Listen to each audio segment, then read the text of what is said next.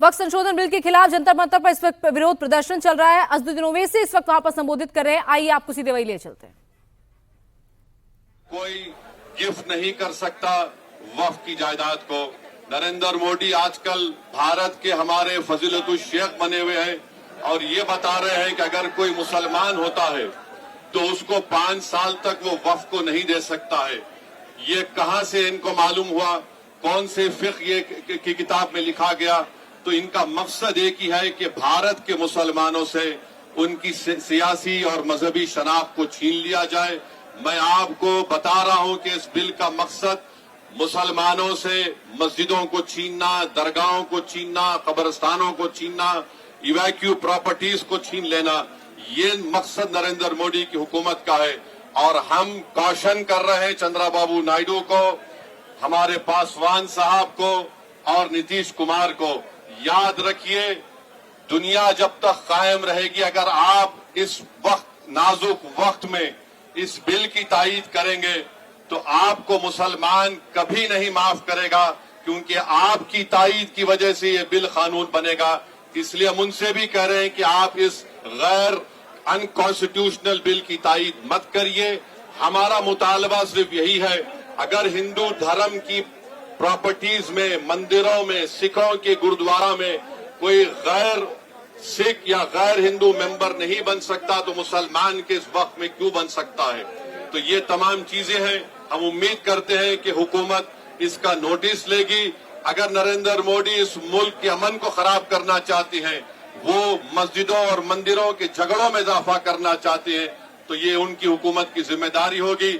मैं यहाँ पर शुक्रिया अदा करना चाहूंगा हमारे ज्वाइंट वर्किंग कमेटी पार्लियामेंट के तमाम अराकीन का, और खास तौर से कल्याण बनर्जी साहब का, टीएमसी के राजा साहब का, डीएमके का, हमारे नासिर भाई का और मुहिबुल्लाह नदवी साहब का। हमने तमाम बड़ी कोशिशें की, हमने अपनी अपनी डिसेंट रिपोर्ट को दिया, और ये अनकॉन्स्टिट्यूशनल है। इसका कोई भी फायदा वक्फ को नहीं होगा। सिर्फ वक्फ बोर्ड को बर्बाद करने के लिए, वक्फ जायदादों को लूटने के लिए हुकूमत ये एंटी कॉन्स्टिट्यूशनल और एंटी मुस्लिम काम करने जा रही है। बहुत बहुत शुक्रिया।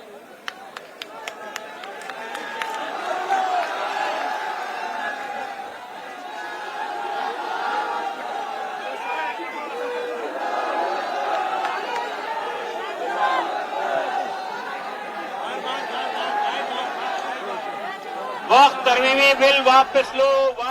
तो अज़दुद्दीन ओवैसी को आप सुन रहे थे, जो जंतर मंतर पर all India Muslim personal law board की तरफ से जो प्रदर्शन चल रहा है उसमें शामिल हुए। उन्होंने सीधे सीधे मोदी सरकार को घेरा और कहा कि मोदी सरकार देश का माहौल बिगाड़ना चाहती है, वक्फ की जो प्रॉपर्टी है उसको कब्जे में लेना चाहती है, और इसके साथ साथ मोदी सरकार लोगों को मंदिर और मस्जिद के मुद्दों में उलझाना चाहती है।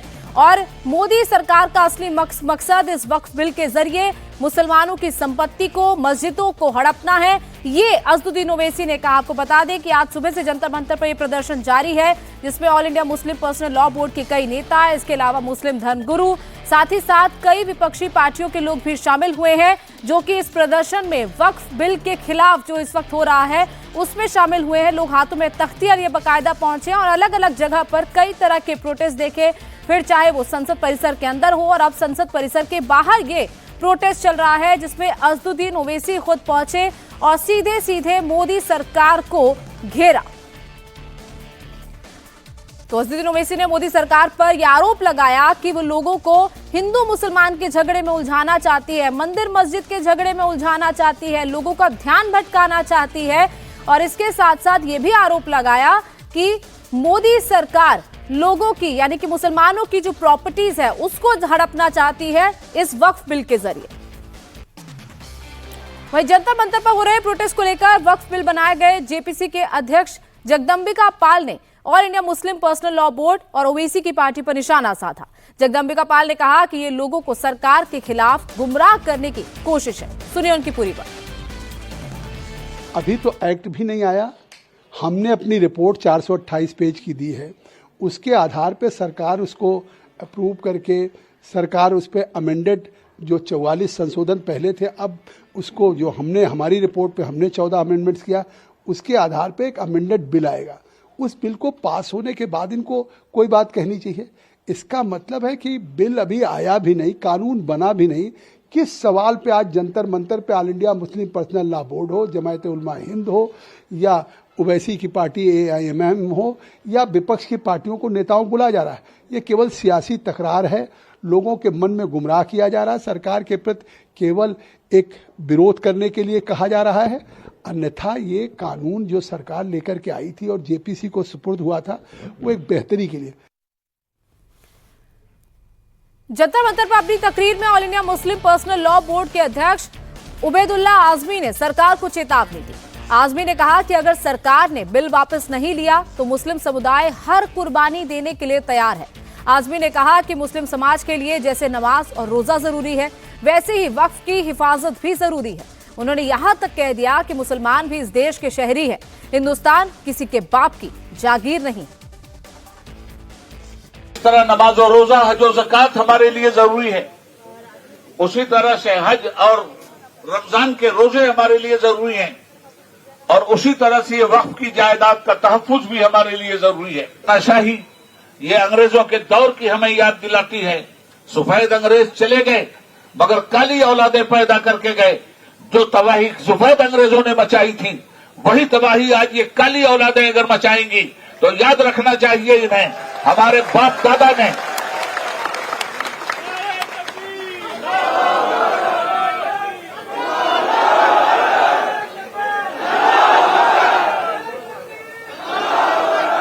याद रखना चाहिए इस बात को कि हिंदुस्तान में हम ताबेदार बनकर जीने के लिए तैयार नहीं थे। हम हिंदुस्तान के वफादार भी हैं और हकदार भी हैं। हिंदुस्तान किसी के बाप की जागीर नहीं है। ताबेदारी के तौर पर हमने हिंदुस्तान को कबूल नहीं किया है। आज का जो ये एहतजाजी मुजाहिरा और धरना हो रहा है, अभी तो ये अंगड़ाई है, आगे और लड़ाई है। अगर गवर्नमेंट अपनी तानाशाही से बाज नहीं आई तो पूरे मुल्क में औकाफ की इमलाक के तहफ्फुज के लिए all India Muslim personal law board कमर कस के उतरेगा और हिंदुस्तान की धरती पर मुसलमानों के हुकूक, भारत के संविधान की हिफाजत के लिए हर उस कुर्बानी से गुजरेगा जो कुर्बानी हमारा देश हमसे चाहता है। कल भी कुर्बानी दिया था, आज भी देश के संविधान के तहफ्फुज के लिए हम हर कुर्बानी के लिए तैयार हैं। All India Muslim personal law board के प्रोटेस्ट पर कांग्रेस सांसद तारिक अनवर का भी बयान सामने आया। कांग्रेस डायरेक्ट AIMPLB के साथ नहीं है, ये तारिक अनवर ने कहा। कांग्रेस वक्फ संशोधन बिल के खिलाफ है, ये भी तारिक अनवर ने कहा। इसके साथ साथ ये भी कहा कि JPC में हमारे सुझाव दबाने की कोशिश हुई। सर, राजनीतिक दलों को भी बुलाया है all India Muslim personal law board ने। कांग्रेस का क्या स्टैंड है, क्या समर्थन कर रही है इस प्रदर्शन का कांग्रेस? नहीं, मेरा ख्याल है कि कांग्रेस पार्टी डायरेक्टली कोई इस तरह से किसी भी इस तरह के संगठन के साथ खड़ी नहीं होगी। हमारा जहाँ तक कांग्रेस पार्टी का स्टैंड है वक्फ बोर्ड बिल को लेकर, वो बिल्कुल साफ है, स्पष्ट है कि हमने उस बिल का विरोध किया। हमने पार्लियामेंट में किया, JPC में किया, बाहर भी किया और अपना जो हमारा ओपिनियन है वो हमने सरकार के सामने रखा है। और दुख की बात यह है कि जो JPC में हमने अपना स्टैंड लिया या जो अमेंडमेंट लाया, उसको जो फाइनल रिपोर्ट सबमिट की गई पार्लियामेंट के सामने JPC के चेयरमैन ने रखा, उसमें उन तमाम जो डिसेंट नोट है, जो अमेंडमेंट्स है, उसको ठीक से रखा नहीं गया और एक तरह से उसको दबाने की कोशिश की गई। All India Muslim personal law board के प्रदर्शन पर यूपी के मंत्री दानिश अंसारी ने भी बयान दिया। उन्होंने कहा कि JPC में सिर्फ BJP नहीं, सभी दल के नेता थे।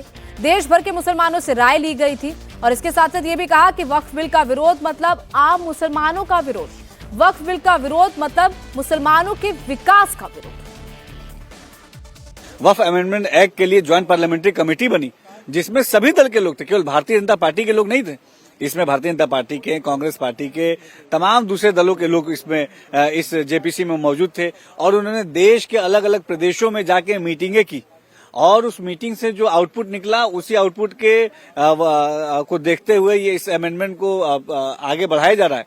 तो जब ज्वाइंट पार्लियामेंट्री कमेटी हो गई, जब सारे देश से हर कोने से हमने राय ले ली और उस राय शुमारी को देखते हुए उस राय में जो हमें जनता ने जो हमें आदेश दिया, मुस्लिम समाज ने हमें जो सजेशन दिया, उस सजेशन के बिना पे अगर हम आगे बढ़ रहे हैं तो अगर इसका विरोध कर रहे हैं तो इसका मतलब है कि तमाम लोग आम मुसलमानों का विरोध कर रहे हैं, मुस्लिम समाज के डेवलपमेंट का विरोध कर रहे हैं। लेकिन मोदी सरकार ऐसा होने नहीं देगी। All India Muslim personal law board के प्रदर्शन पर किरण रिजिजू का भी बयान सामने आया। उन्होंने कहा कि वक्फ बिल पर अफवाहें फैलाई जा रही हैं। सरकार वक्फ की प्रॉपर्टी नहीं छीनने जा रही, वक्फ बिल के नाम पर लोगों को भड़काया जा रहा है। सुनिए उनकी पूरी बात। गलत संदेश किसी ने उसको शायद फैलाया गया कि वक्फ का जो जमीन है उसको सरकार छीनने जा रहे हैं या मुसलमानों का जो प्रॉपर्टी है उसको कब्जा करने जा रहे हैं। इस तरह का बहुत गलत तरीके से अफवाहें फैलाया गया है, इसको हम साफ करेंगे। और आप बताइए, हिंदुस्तान जो है ये कानून से चलता है, संविधान से चलता है। कोई किसी का जमीन छीन सकते हैं क्या? एक एक हिंदुस्तानी का अपना हक है, उसका हक को कोई कैसे छीन सकते हैं? ये सोचना ही कितना गलत बात है कि किसी मुसलमानों का जमीन कब्रिस्तान छीनेंगे। कौन बोलते हैं? ये लाउड स्पीकर लगा करके इसको बजा करके ये गलियों में गुम करके इस तरह का बातें करना, ये तो ठीक नहीं है। वक्फ बिल के खिलाफ जंतर मंतर पर चल रहे प्रोटेस्ट में कांग्रेस सांसद इमरान मसूद भी शामिल हुए। इमरान मसूद ने कहा कि उनकी पार्टी इस बिल का विरोध सड़क से लेकर संसद तक करेगी। दुनिया में कहीं इसकी तफ्सील नहीं मिलती, कातिल ही मुंसिफ है, कातिल ही सिपाही है। आज ये मुल्क के हालात बने और जिस तरह से वक्फ कानून ला करके संविधान की धज्जियां उड़ाने की कोशिश देश के अंदर करने का काम किया जा रहा है, मैं उस लड़ाई के अंदर अपनी छोटी सी हिस्सेदारी अपनी पार्टी के और हमारे देश के मजबूत नेता राहुल गांधी के सिपाही के तौर पर आपके बीच में करने के लिए आया हूं। और हम लोग संसद से लेकर के सड़क तक इस लड़ाई को लड़ने का काम करेंगे। तो मैं आप सब लोगों से सिर्फ इतनी गुजारिश करना चाहता हूं कि जहां खून की जरूरत होगी वहां खून देंगे और जहां आपको लड़ने की जरूरत होगी हम आपको पहली सफ के अंदर नजर आने का काम करेंगे। हमने जेपीसी में बहुत मजबूती के साथ लड़ने का काम किया है और इंशाअल्लाह सुम्मा इंशाअल्लाह अल्लाह की जात से उम्मीद है कि इनके काले मंसूबे किसी भी सूरत में कामयाब नहीं हो पाएंगे।